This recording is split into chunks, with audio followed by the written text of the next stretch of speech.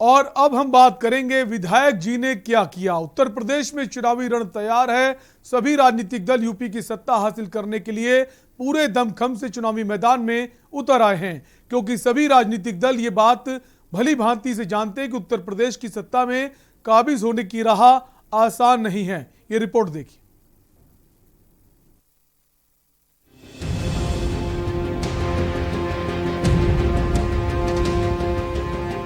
आज रणभेरी 2022 में बात करेंगे यूपी के बरेली जिले की, जो रामगंगा नदी के तट पर बसा है। यह जिला उत्तर प्रदेश का 8वां महानगर और भारत का 50वां सबसे बड़ा शहर है। इस जिले में 9 विधानसभा क्षेत्र हैं। इस वजह से सभी पार्टियों की नजर इस जिले पर रहती है। 2022 यूपी विधानसभा का चुनाव जैसे जैसे करीब आ रहा है, बरेली में सियासी पारा चढ़ता जा रहा है। बरेली कृषि उत्पादकों का व्यापारिक केंद्र भी है और यहाँ पर कई उद्योग, मिलें, लकड़ी का काम और सूती कपड़ों का काम होता है। आज हम बात करेंगे बरेली जिले की कैंट विधानसभा की। तो 2017 विधानसभा चुनाव में जातिगत समीकरण पर नजर डालते हैं। बरेली की कैंट जाति समीकरण क्या है?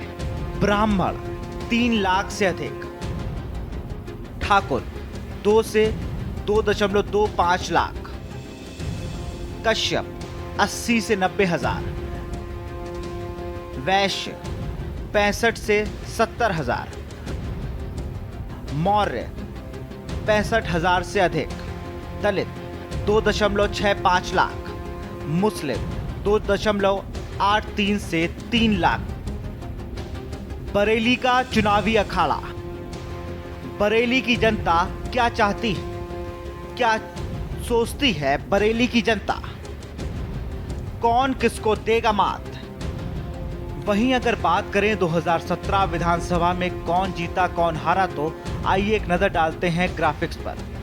बरेली कैंट विधानसभा से बीजेपी ने अपना परचम लहराया और कांग्रेस को मात देते हुए बीजेपी के राजेश अग्रवाल ने नवाब मुजाहिद को करारी शिकस्त दी। पिछले चुनाव में कौन था आगे? बहेरी विधानसभा सीट जीते बीजेपी से छत्रपाल सिंह, वोट मिले 1.8 लाख। हारे बसपा से नसीम अहमद, वोट मार्जिन 42,000। मीरगंज विधानसभा सीट जीते बीजेपी से डीसी वर्मा, वोट मिले 1.8 हजार। हारे बसपा से सुल्तान बेग, वोट मार्जिन 54,000।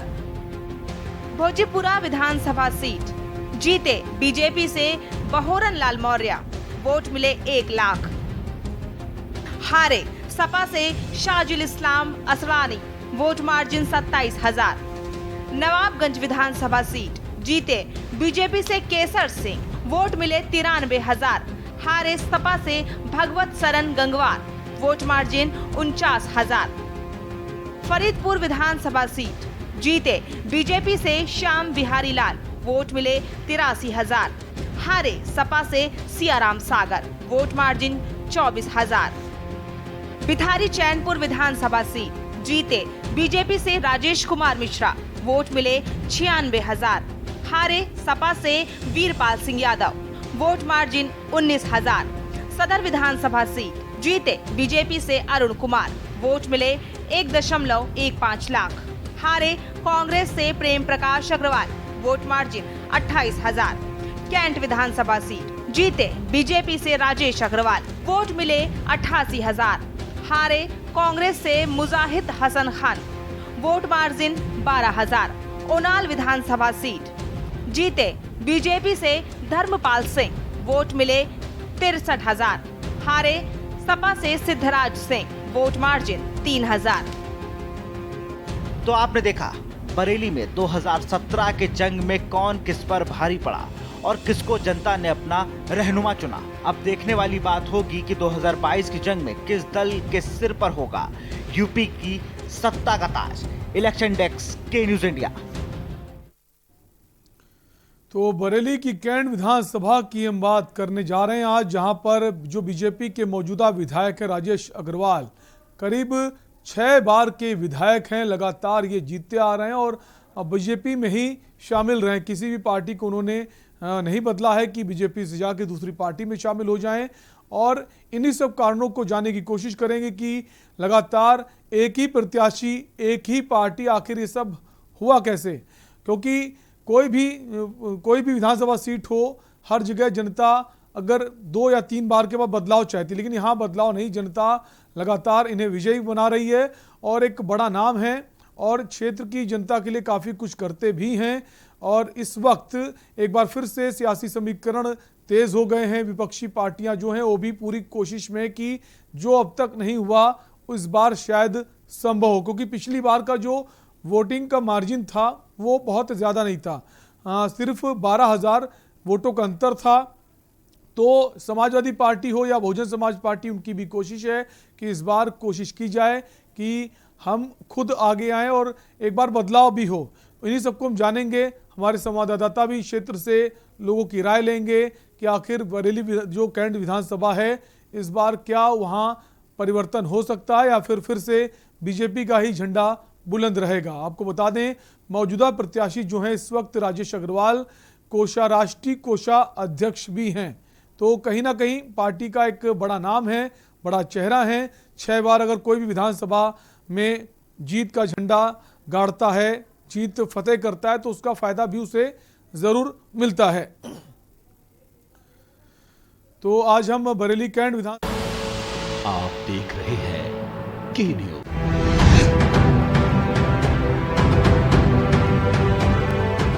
करें अपने जीवन को कृतार्थ, सुने श्रीमद् भागवत कथा रोज प्रातः 6 बजे मेरे साथ सिर्फ के न्यूज इंडिया।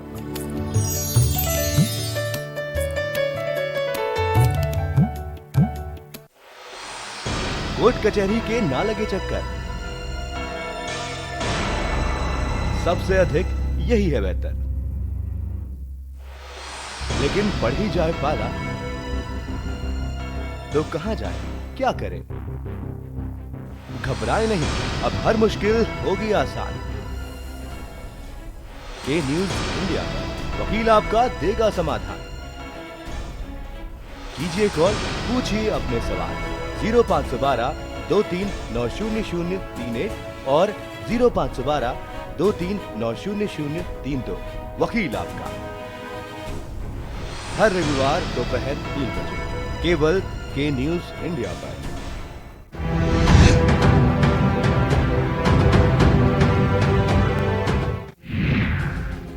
2022 का सियासी आगाज,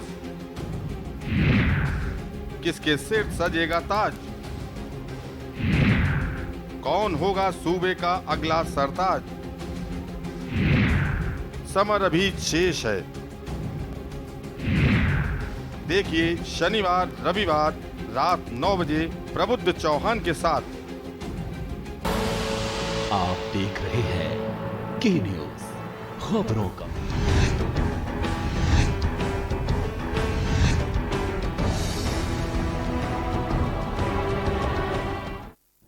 ब्रेक के बाद एक बार फिर आपका स्वागत है। आप देख रहे हैं रणभेरी 2022 और आज हम बात कर रहे हैं बरेली की कैंट विधानसभा सीट की, जो लगातार 6 बार से बीजेपी का यहां पर कब्जा रहा है। हम इसी सीट के बारे में जानेंगे कि जनता की क्या राय है, क्या इस बार जनता बदलाव चाहती है या फिर जैसा पहले होता आ रहा है फिर से वही प्रत्याशी वही पार्टी। हमारे जो संवाददाता हैं शानू कुमार इस वक्त वहां मौजूद हैं क्षेत्र में और जनता के कुछ लोग भी वहां मौजूद हैं उनके साथ। शानू, अगर बात करें इस बार जो समीकरण बन रहे हैं कैंट विधानसभा में, लोगों की क्या राय है? क्या जनता बदलाव चाहती है या फिर एक बार इन्हीं प्रत्याशी को जीत दिलाएगी? देखिए शैलेंद्र, बिल्कुल आपको बताना चाहूंगा, जिस तरीके से पहले कई 6 से 7 बार विधायक रहे हुए राजेश अग्रवाल ने अपना एक जो बरेली कैंट विधानसभा सीट है अपना कब्जा बना रखा है। उसको आप जातीय समीकरण कहते, उसमें एक हिंदुत्ववादी चेहरा जो कि बीजेपी को सबसे ज्यादा पसंद होता है, या फिर वो बात कह ली जाए कि हिंदुत्ववादी की वजह से 6 बार के लगातार विधायक बनते हुए आए हैं। बात बरेली की जातीय समीकरण की जाए, कहीं ना कहीं जो जिस क्षेत्र से राजेश अग्रवाल बिलोंग करते हैं, क्षेत्र ही उनका कुर्मी समाज का लोग रहते हैं और मतलब तमाम जातियों के लोग जिनको वो रिझाने का प्रयास करते हैं, इसके बाद उनको एक विजय भी हासिल होती है। बरेली में कई जातियों के समीकरण, जाति समीकरण की बात की जाए, मौर्य कश्यप समाज और चाहे सेना काफी लोग जो समाज के लोग हैं ये राजेश अग्रवाल को हिंदुत्ववादी नजर से वोट देते हैं, जिसकी वजह से उनकी जो है जीत हासिल होती है। लेकिन जब बरेली के विकास की बात की जाती है शैलेंद्र, तो कहीं ना कहीं एक जीरो होती हुई है, क्योंकि जनता से कहना है इस तरीके से हमने कल से जो कि हमारा जो के न्यूज का प्रोग्राम विधायक जी ने किया इनसे लोगों की तो कहीं ना कहीं लोगों का साफ साफ कहना है कि विधायक चुनाव से पहले वोट मांगने के लिए आते, उसके बाद से शकल भी नहीं दिखाते। तो कहीं ना कहीं जनता की ही आवाज है, जनता सामने नहीं ला पाती थी, लेकिन जो अब ये का जो प्रोग्राम चल रहा है उसमें कहीं अपनी जनता राय रखती चली जा रही है। तो अब मैं बरेली के कैंट विधानसभा पुराना शहर में मौजूद हूँ। यहाँ व्यापारी भी मौजूद है और यहाँ के क्षेत्रीय स्थानीय भी मौजूद है कि खुद आप तक अपनी जी शैलेंद्र। शानू, हम चाहेंगे जो लोग वहाँ मौजूद हैं उनसे जानने की कोशिश कीजिए कि जो समस्याएं थी पहले वो समस्याएं कितनी दूर हो गई हैं, और जो मौजूदा विधायक हैं उनसे जितनी उम्मीद थी क्या वो उम्मीदों पर खरा उतरे हैं। जी बिल्कुल शैलेंद्र, मैं तमाम से बातचीत करना चाहूंगा और यहाँ पर भी आप तस्वीरों में देख सकते हैं लोग ज्यादा से ज्यादा मौजूद हैं और इनसे ही बात करते हैं कि आखिर कैंट विधानसभा क्षेत्र के क्या हाल है। और मुसलमान क्या नाम है आपका? मेरा नाम है अमित, थोड़ा जोर से बोलिएगा। मेरा नाम है अमित सक्सेना। सक्सेना जी, कौन विधायक है, कितना राजेश अग्रवाल जी ने काम करा? राजेश अग्रवाल जी ने कोई फिलहाल तो जब से जीतते हैं उसके बाद वो दिखाई नहीं देते। जो भी काम हो रहा है वो सरकार के द्वारा जो भी हुआ है वो थोड़ा बहुत जो होता है वो हो रहा है, लेकिन उनके आने या ना आने से मतलब हमें कभी दिखाई नहीं दिए कि वो आके उनने मुआयना कराओ, आके देखे हो कि कीरतपुर में क्या है या पुराने शहर में क्या हो रहा है, अभी तक नहीं। जब इलेक्शन आता है तभी उनका चेहरा दिखाई देता है। आप कह रहे हैं इलेक्शन आता है तभी उनका चेहरा दिखाई देता है, लेकिन सबसे बड़ी बात यह है कि 6 से 7 बार विधायक रह चुके हैं, वो क्या वजह है? वजह ये पब्लिक उस समय पे कैसे क्या हो जाता है वो मैं नहीं कह पाऊंगा, क्योंकि उसमें यह है कि पब्लिक की एकदम राय क्या हो जाती है, ये इसमें वोटिंग पोलिंग में क्या होता है उस समय मैं उसको नहीं कह सकता। लेकिन मेरी इस तरह शिकायत इतनी है कि जब इलेक्शन आता है तभी वो चेहरा क्यों दिखता है। मान लीजिए बार बार आना चाहिए, उनको अपने एरिया देखना चाहिए। जब हम उनके एरिया में रहना है तो उनका फर्ज बनता है समस्या सारी देखें, क्या तकलीफ है क्या नहीं है। जगतपुर एक घना इलाका है, पुराना शहर पूरा मेन शहर के शहर बीचों बीच में है, तो यहाँ की शिकायतों को कभी आपने वहां तक पहुंचाया? तो शिकायतें होती है, बिल्कुल पहुंचती हैं। कभी नाला चौक हो जाता है, कभी पानी भर जाता है, ऐसी दिक्कतें बहुत आ जाती हैं। तो हम लोग ये सारी शिकायतें पहुंचाते रहते हैं, किसी न किसी माध्यम से पहुंचती रहती है। तो शैलेंद्र, साफ तौर से आपने देखा कि जो यहाँ के लोग हैं वो साफ तौर पर कह रहे हैं कि हमने शिकायतें तो पहुंचाई लेकिन उसका समाधान कुछ नहीं। और दूसरी बात सबसे अहम यह है कि इनका भी साफ तौर है चुनाव से पहले विधायक जी की शक्ल क्यों देखने को मिलती है। और भी लोग मौजूद हैं। शानू, अगर कैंट विधानसभा की बात करें तो कैंट विधानसभा के जो लोग हैं उनको ज्यादातर लोगों का ये कहना है कि विधायक जी ने अब तक तमाम सारे विकास कार्य किए हैं, तो क्या वो बात सही है या फिर ये लोग जो बोल रहे हैं कि मौजूदा विधायक समय नहीं देते हैं, किसे सही माना जाए? देखिए शैलेंद्र, ये खुद एक सवाल है, खुला मिला जवाब भी इसका देखने को मिलता है। जब से आप जैसे के न्यूज में लोग को टटोलने का प्रयास कर रहे हैं, उनके प्रयास कर रहे हैं, जनता वाकई इनसे खुश है कि ना खुश। कहीं ना जनता के प्रतिनिधि हैं वो लगातार ऐसे तमाम चीजों को ध्यान भी देते हैं कि बरेली में विकास हुआ है, लेकिन सिर्फ बरेली में अभी जो चौपला का निर्माण हुआ था उसमें कहीं ना कहीं राजेश अग्रवाल विधायक का सहयोग रहा था। और में बात की जाए ऑक्सीजन का जब प्लांट की समस्या आई थी तो कई ट्वीट के माध्यम से सरकार को भी घेरा था। हालांकि खुद वो सत्ता के विधायक हैं, लेकिन उन्होंने खुद सरकार को दिया था। उन्होंने अपनी बात भी कही थी कि बस्ती को किसी शहर कम ना आका जाए, तो वो भी एक उनका जवाब। आखिर विधायक जी ने काम किया भी है या नहीं किया, लेकिन मैं लाइव तस्वीरें दिखा हकीकत। बिल्कुल शानू, हम चाहेंगे कौन सी ऐसी मौजूदा समस्याएं हैं जो विधायक जी से दूर हो सकती हैं जिन्हें दूर नहीं किया गया है, ऐसी कौन सी समस्याएं हैं हम चाहेंगे लोगों से जानें और हमारे दर्शकों को बताएं। जी बिल्कुल शैलेंद्र, मैं बात करना चाहता हूँ। क्या नाम है भैया आपका? यामीन खान। यामीन जी, बरेली के कैंट के विधानसभा के राजेश अग्रवाल विधायक हैं, आप लोग कह रहे हैं कि काम नहीं कराया, तो वजह क्या रही और ऐसी कौन मुख्य समस्याएं हैं जो आपको साफ तौर पर से दिखती है कि आखिर विधायक जी कराते तो इसका निवारण हो सकता? उनका फर्ज है विधायक होने के नाते, क्षेत्र के जनप्रतिनिधि होने के नाते अपने क्षेत्र में आए, लोगों से मिले, उनकी समस्या का समाधान करें। बरसात के मौसम में पूरा पुराना शहर पानी से डूब जाता है, निकलने को रास्ता नहीं होता है।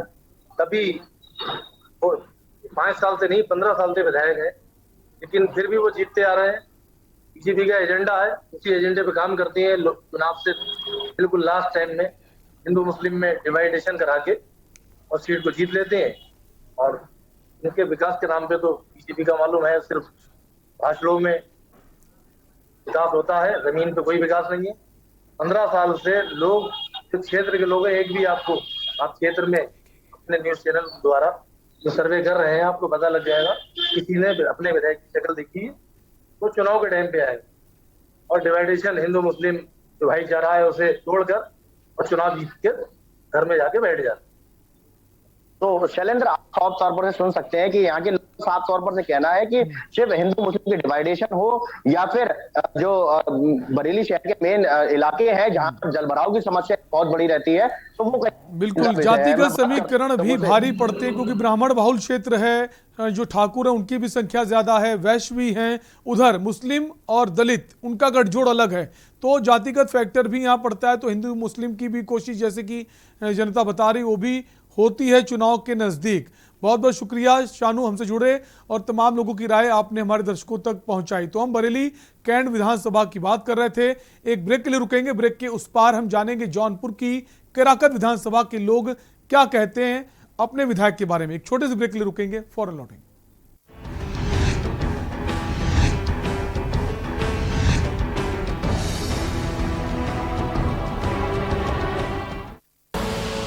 आप देख रहे हैं के न्यूज, खबरों का सारथी।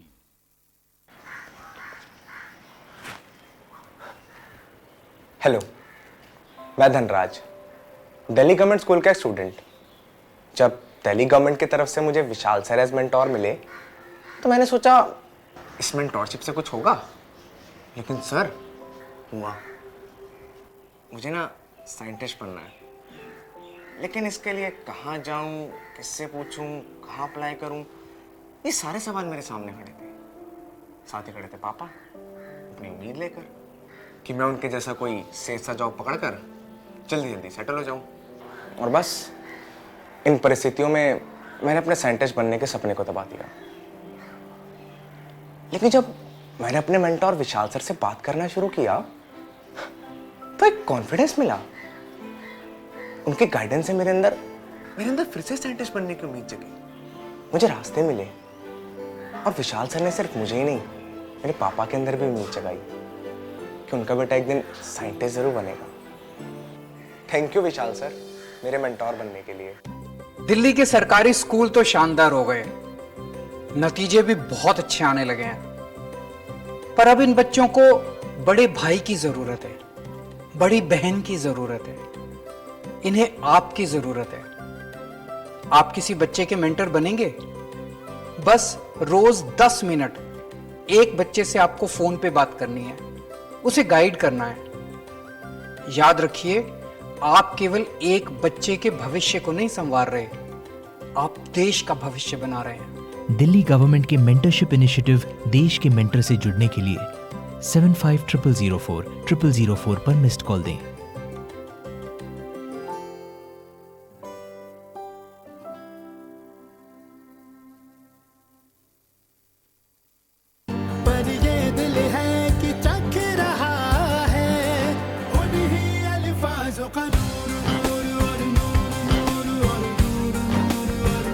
दूर कितना भी जाओ, इस जुबान से दूर ना जा पाओगे। विमल, बोलो जुबान केसरी।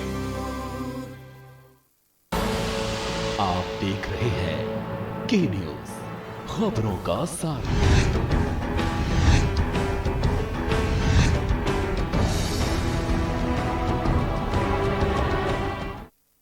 ब्रेक के बाद एक बार फिर आपका स्वागत है। आप देख रहे हैं रणभेरी 2022 और अब बात करेंगे उत्तर प्रदेश के जौनपुर जिले की, और जौनपुर की केराकत सीट का क्या हाल है, इसको जानने के लिए के न्यूज की टीम केराकत विधानसभा के कुछ गांवों में पहुंची, जहां पर लोग विधायक जी के काम से संतुष्ट नजर आए और कुछ लोगों ने नाराजगी व्यक्त की। ये रिपोर्ट देखिए।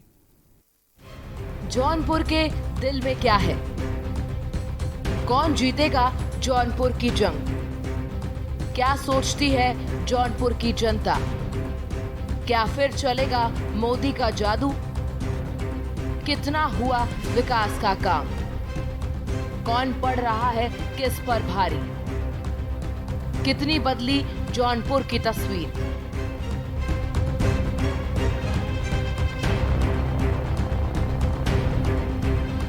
यूपी में सियासी पारा दिन प्रतिदिन गर्म होता जा रहा है। हर राजनीतिक दल अपने अपने जीत के दावे कर रहे हैं और सरकार बनाने की बात कर रहे हैं। यूपी की सियासत में हर एक दल अपनी पूरी ताकत झोंक रहा है। सपा, कांग्रेस, बीएसपी, आम आदमी पार्टी या फिर ओवैसी ही क्यों ना हो, हर दिन कुछ ना कुछ ऐसे बयान देते हैं जो टीवी में सुर्खियों में बने रहते हैं। भले ही कोरोना काल के दौरान इन सियासतदानों को आम जनता की याद नहीं आई होगी, लेकिन अब अपने आप को वोटरों का हितैषी बनाने में जुटे हुए हैं। बात लाख टके की है और खरी खरी है।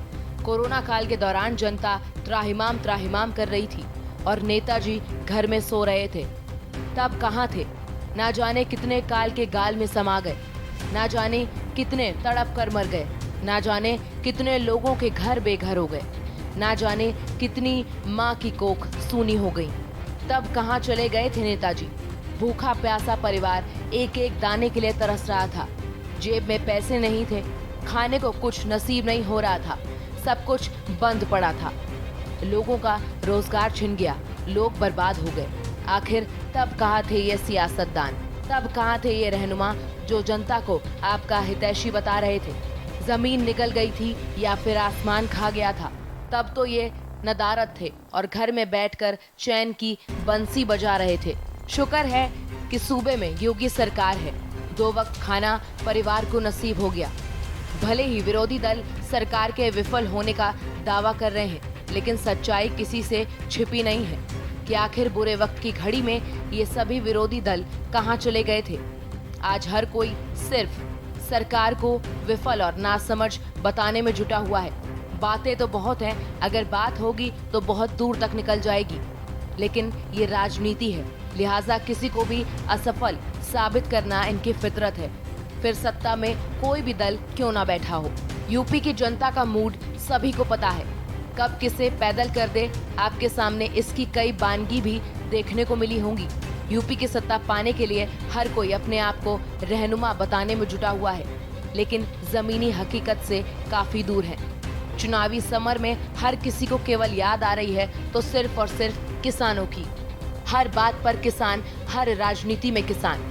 चुनावी मौसम में किसान की नब्ज पर हर सियासी दल हाथ रख रहा है, लेकिन उन्हें ये मालूम है कि 2022 के रण में किसका हिसाब किसको करना है। इलेक्शन डेस्क, के न्यूज़ इंडिया।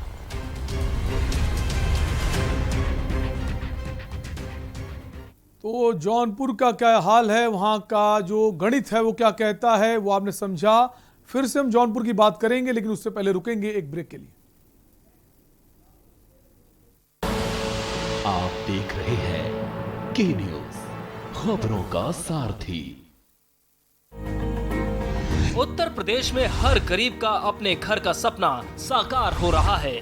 आदरणीय मुख्यमंत्री योगी आदित्यनाथ जी के अथक प्रयासों और प्रधानमंत्री नरेंद्र मोदी जी की मजबूत इच्छा शक्ति से उत्तर प्रदेश में हर गरीब को खुशियों की चाबी मिल रही है।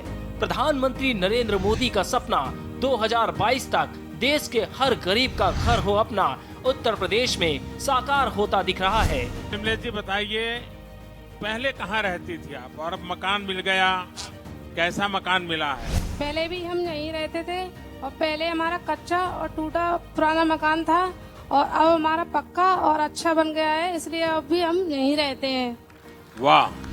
यूपी में बीते 4 वर्ष के दौरान ग्रामीण और शहरी क्षेत्रों में 42 लाख से अधिक लाभार्थियों को आवास दिया। ग्रामीण और शहरी क्षेत्र में अब तक 42 लाख से अधिक परिवारों को एक आवास उपलब्ध करवाया है। प्रदेश में गांव गरीब और बेघरों को न सिर्फ पक्के घर बल्कि भूमिहीन बेघरों को मकान के लिए जमीन मुहैया कराने की योजना भी परवान चल रही है। धन भाग की मैंने हमें घर रहाई दई दिन बनवाए दिन रहाई लागे ना आराम से। कच्चा घर था, अब हमें पक्का घर मिल गया। हमें एक पक्का मिला, एक बरामदा, एक किचन मिला, हम बहुत खुश हैं। गरीब के सिर पर पक्की छत का सपना अब हकीकत में बदल रहा है। सोच ईमानदार, काम दमदार, छा गई योगी सरकार। जुबान के लिए उड़ चला खुशबू अपनेपन की ढूंढता दूर कितना भी जा, इस जुबान से दूर ना जा पाओगे। विमल, बोलो जुबान केसरी। 10 हफ्ते 10 बजे 10 मिनट दस हफ्ते 10 बजे 10 मिनट डेंगू हट 10 हफ्ते 10 बजे 10 मिनट दिल्ली से हट इस बार भी पानी जमा न होने देंगे। होगा तो उड़ेल देंगे, बदल देंगे, तेल डाल देंगे। Know if no but. 10 हफ्ते 10 बजे 10 मिनट डेंगू हट 10 हफ्ते 10 बजे 10 मिनट दिल्ली से हट चल हट परे हट चल हट और डेंगू दिल्ली से हट। इस बार भी डेंगू को हराना है। 10 हफ्ते 10 बजे 10 मिनट फिर से अपनाना है। हर रविवार डेंगू पर वार। 10 हफ्ते 10 बजे 10 मिनट डेंगू हट 10 हफ्ते 10 बजे 10 मिनट दिल्ली से हट। आप देख रहे हैं के न्यूज, खबरों का सारथी।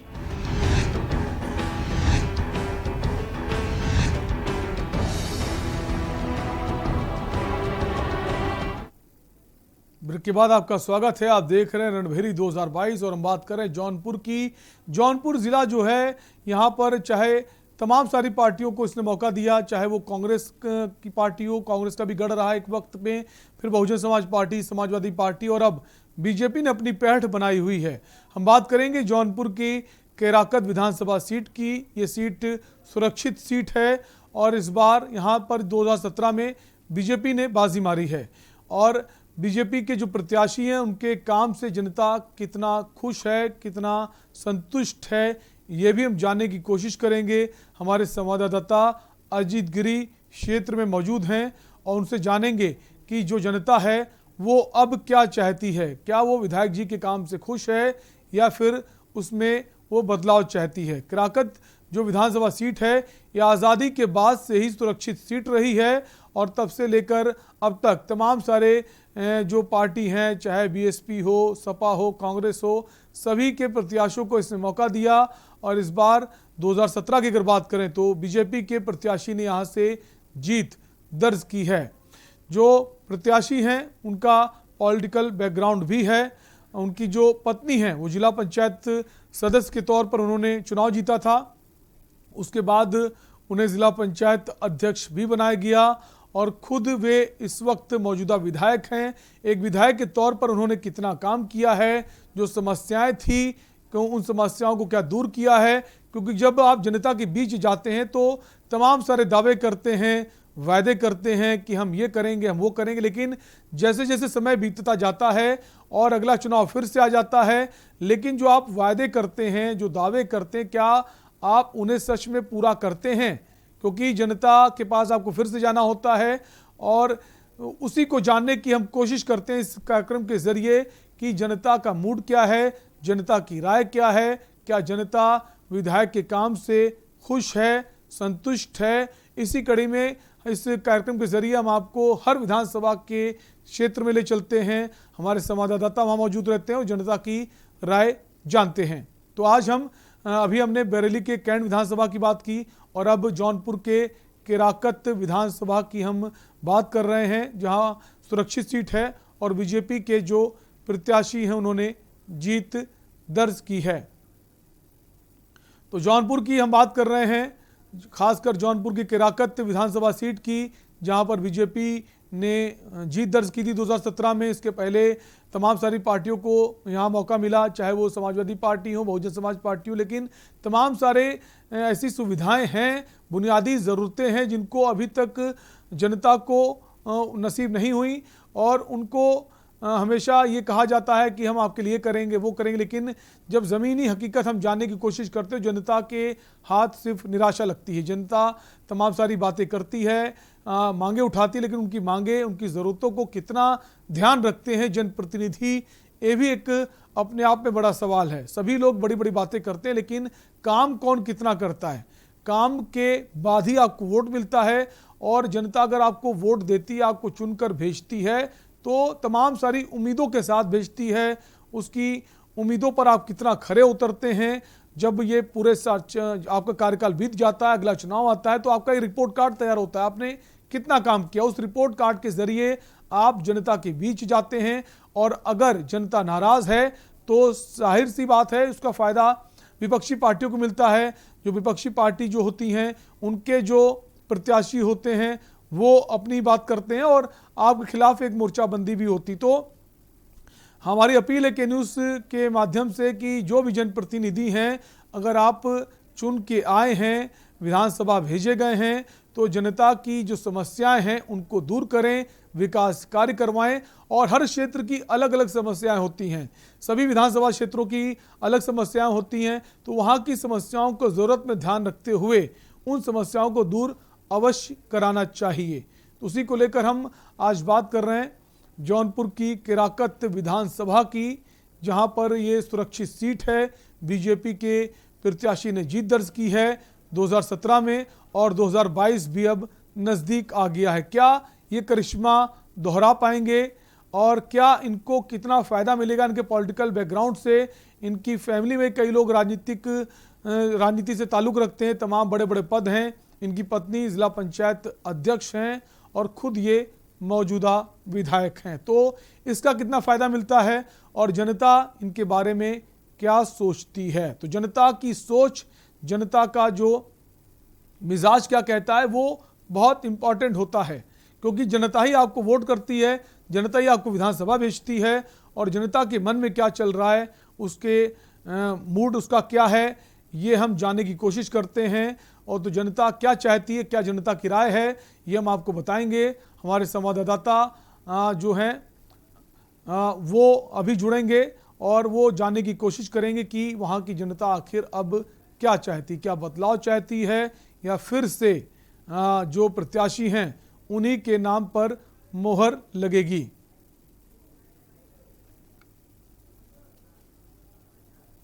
तो फिलहाल रणभेरी 2022 में हम बात कर रहे थे बरेली कैंट विधानसभा की। इसके अलावा हमने जौनपुर की बात करी, जौनपुर का सियासी गणित क्या कहता है, ये भी मैंने बताने की आपको कोशिश की। फिलहाल रणभेरी 2022 में इतना ही। बाकी खबरों के लिए बने रहिए के न्यूज़ इंडिया के साथ। नमस्कार।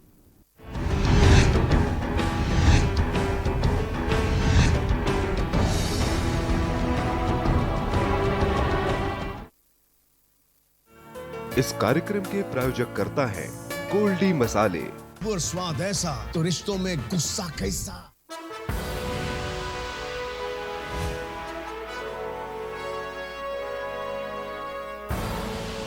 आप देख रहे हैं के न्यूज़, खबरों का सारथी। और इसी बीच आपको लखीमपुर से इस वक्त की बड़ी खबर बता देते हैं। लखीमपुर से इस वक्त की बड़ी खबर, डिप्टी सीएम के लखीमपुर दौरे के दौरान हुआ बवाल। इस जो वहाँ पर प्रोग्राम है उसका विरोध करेंगे और इसी वजह से वहाँ पर सैकड़ों किसान पहले से ही तैयार थे।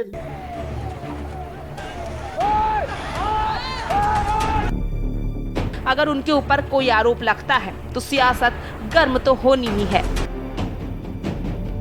किसानों के मौत के बाद आरोपियों की गिरफ्तारी की मांग को लेकर सभी राजनीतिक दलों ने मोर्चा खोल दिया। हम लोगों ने पाया कि वो नॉन कोऑपरेशन कर रहे हैं, सहयोग नहीं कर रहे हैं, विवेचना में कई सारी बातें नहीं बताना चाह रहे हैं। आज जिस तरह से आशीष मिश्रा की गिरफ्तारी हुई है, नमस्कार, बहुत ही अच्छा लगा।